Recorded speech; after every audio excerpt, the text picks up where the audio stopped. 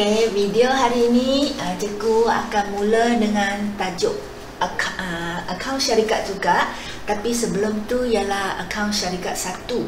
Jadi akaun syarikat satu ialah tentang macam mana nak rekod terbitan saham, saham bonus, nak rekod dividen. Jadi video ni ialah tentang akaun syarikat dua. Bila akaun syarikat dua ialah tentang laporan kewangan syarikat. Okay, iaitu tentang penyata pendapatan, penyata kedudukan kewangan, macam mana nak rekod untuk syarikat, milikan syarikat.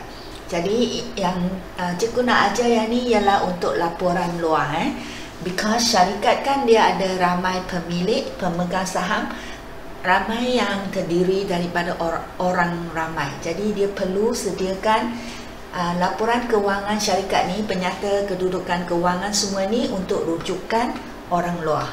Okay, for the public. So ini mengikut akta syarikat jadi mereka perlu sediakan laporan kewangan tahunan. Setiap tahun perlu sediakan dan laporkan kepada pemegang saham di dalam mesyuarat agung syarikat. So inilah laporan kewangan tahunan yang perlu disediakan. Ada 4, 1, 2, 3, 4. Dan satu ialah anda sudah belajar, very familiar, penyata pendapatan komprehensif. Kedua, penyata kedudukan kewangan atau kunci kira-kira. Yang ketiga, dua ini adalah benda baru, nanti cikgu akan ajar.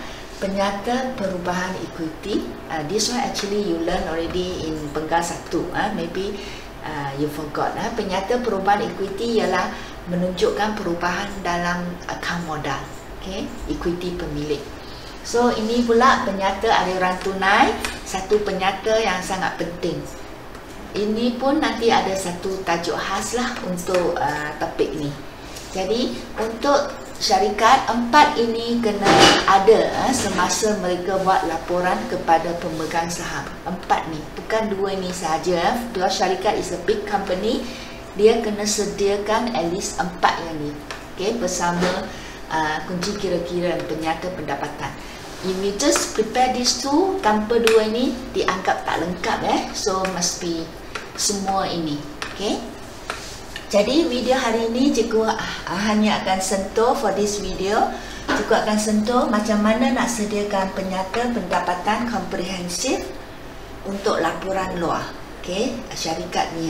So mengikut akta syarikat jadual 9, item-item yang perlu ada untuk penyata pendapatan komprehensif syarikat, dia tak sama seperti apa yang you sudah belajar sebelum ni. Semua ini kena follow the akta.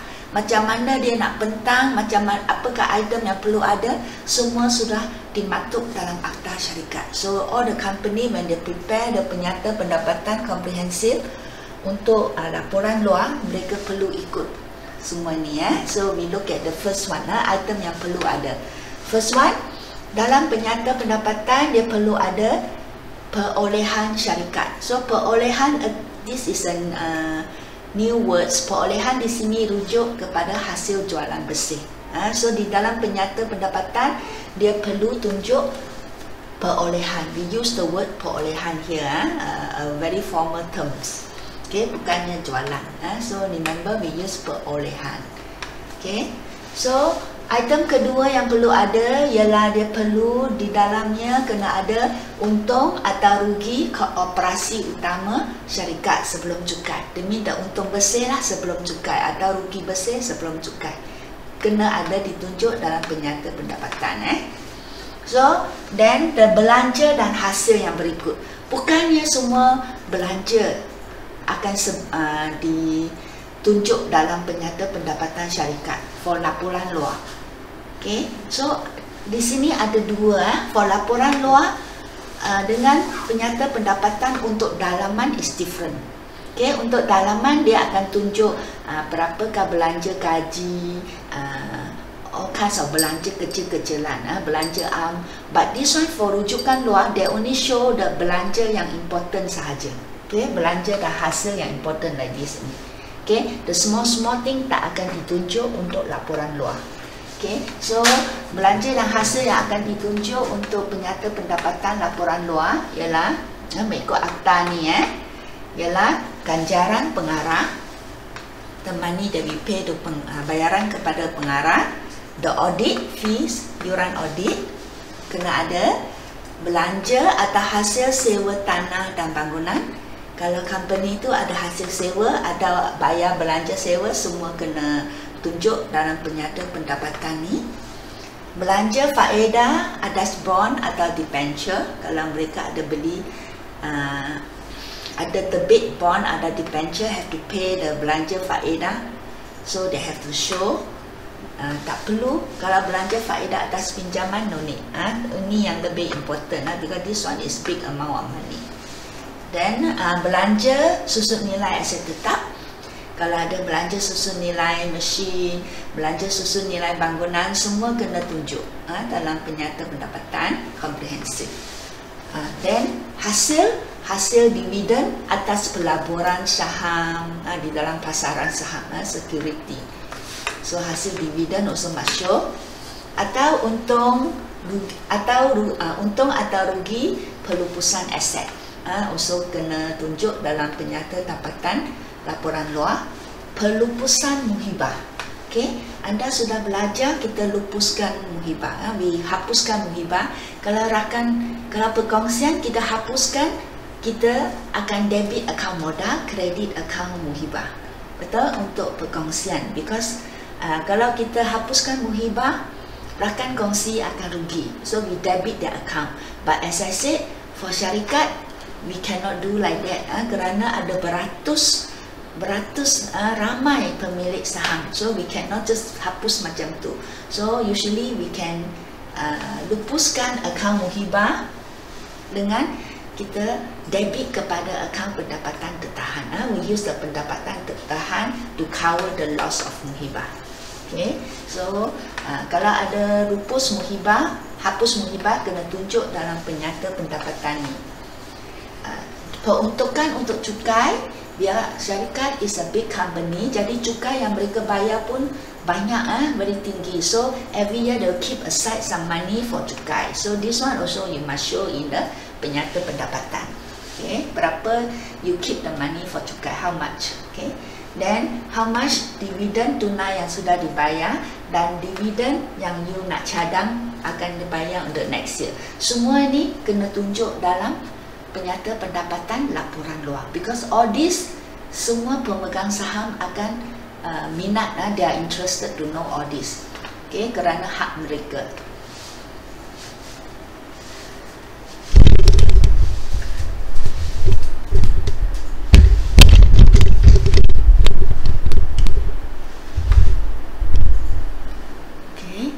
Inilah format dia.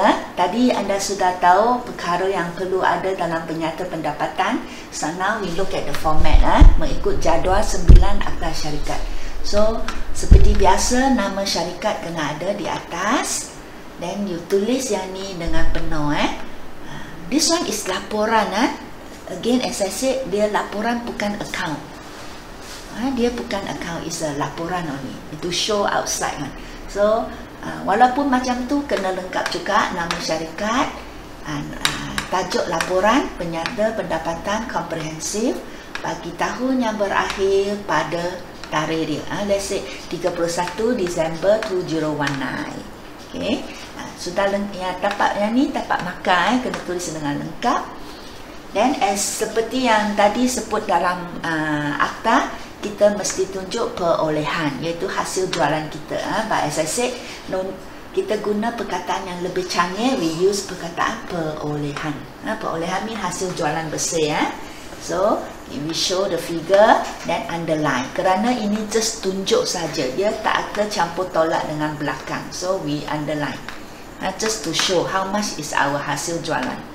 Okay, then akta juga kata untung sebelum cukai kena tunjuk. Untung ini untung bersih sebelum cukai lah, kalau rugi bersih sebelum cukai.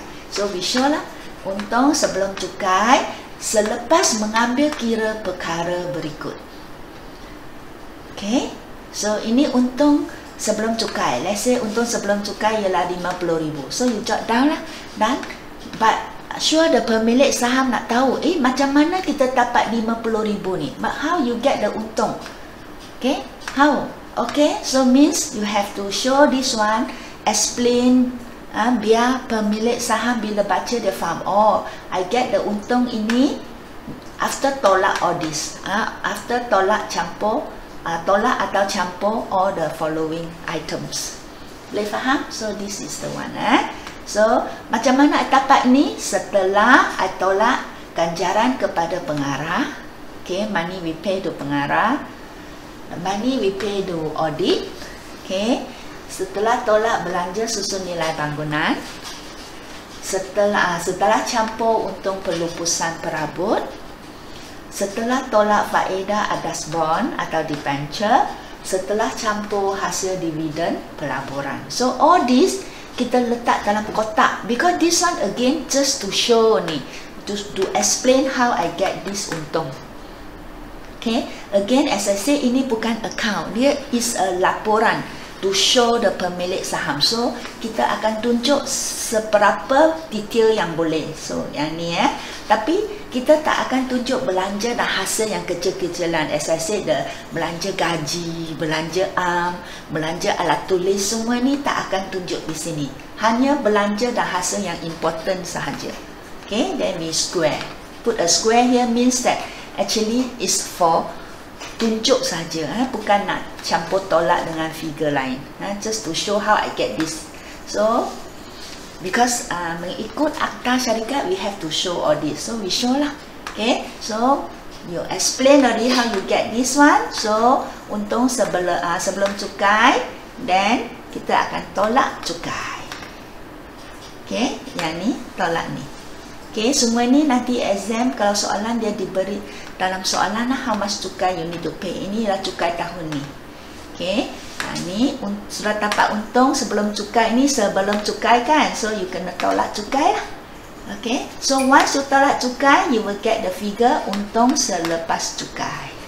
Okay, sepatut ini di follow di behind lah. Tak ada tempat kan, cikgu letak atas. So you dapat untung selepas cukai, kita akan campur dengan untung yang belum kita agih last year. As I said, sebelum video sebelumnya cikgu kata untung bersih syarikat tak boleh guna habis. Every year dia kena keep aside some money. Okay, dia tak boleh guna habis. Dia mesti ada paki. So inilah paki untung tertahan, pendapatan tertahan. Okay, untung terkumpul awal. Okay, last year punya. So this one campur this one, we get this amount. Okay, then kita tolak lah. Kita dapat untung tahun ni plus the untung last year yang belum agih. So inilah the money we spend. Okay, so where the money spent? Okay, it is used to pay dividend saham keutamaan. Then we going to pay di cadang. We going to pay next year SP di cadang how much? Then this money also will keep some for reserve arm, pindah ke reserve arm. Kerana this one bukan account, you see jadi ini semua ini bukan nama account. It's more like explanation. Okay, then pelunasan muhibah. This one kalau as I said, muhibah ini kalau kita nak hapuskan, we use this.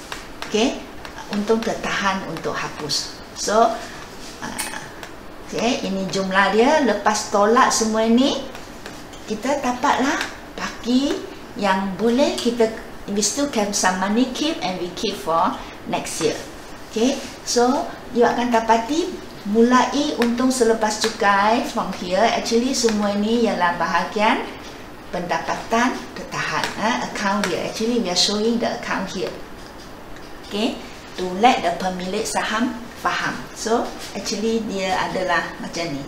Okay, pendapatan tertahan, this the money from last year. Okay, plus the untung this year selepas cukai. Ni dua, then we got this total money. Okay, then this total money we use to pay dividend and going to pay dividend di cadang next year. We keep some for reserve arm. Kita guna untuk hapus muhibah. Okay, so this is the money left.